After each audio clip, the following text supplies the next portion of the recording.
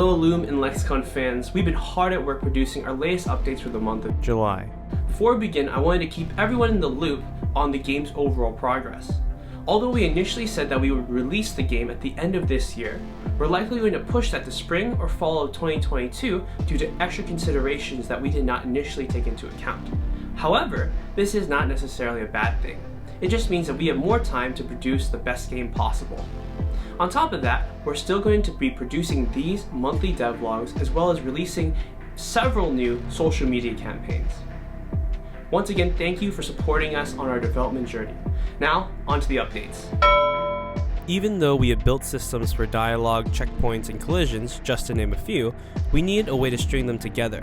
Thus, we created the sequence system, which allows us to activate these separate systems in an order of our choosing. NPC movement paths and in-game dialogue interactions are just some examples of how we can utilize this system. We'll reveal more of it in future videos as we are still upgrading it. We've shown bits and pieces of the quest system in the past, but today we'll explain how it works. The quest system contains a main quest that is the overarching goal that the player is trying to achieve. However, the main quest is not extremely specific, which brings us to the domain quests.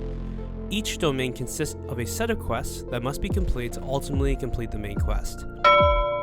We also added an inventory system for the player to see what they have collected. Here we can see keys, collectibles, and quest items. Since collectibles are linked with cinematics, the player can rewatch cinematics by clicking on collectibles. Our newest addition to the team, Delaney Dillon, has been hard at work digitally painting our opening and closing cinematics. Here are some of the latest drawings for our closing cinematic. Keep in mind what is shown here may not be included in the final game. Now that you've seen the sound team's goofy side in our last video, we'll show you our professional side by explaining our sound effects pipeline, which may help you in your own game development ventures. Each domain/category of sound effects is allotted 2 weeks to complete. Within that 2 weeks are 2 meetings. Before the first meeting, we collect sounds from free sites like freesound.org that we think might work and post them to the spreadsheet. In our first meeting, we review all the sounds, filter out the bad ones, and create rough drafts of each sound. We then discuss how to improve them through editing.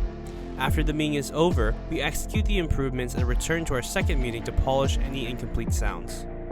And that's it for this month. We hope that you enjoyed this glimpse into the more technical aspects of our game. Remember to like and subscribe and stay awesome. See you next month.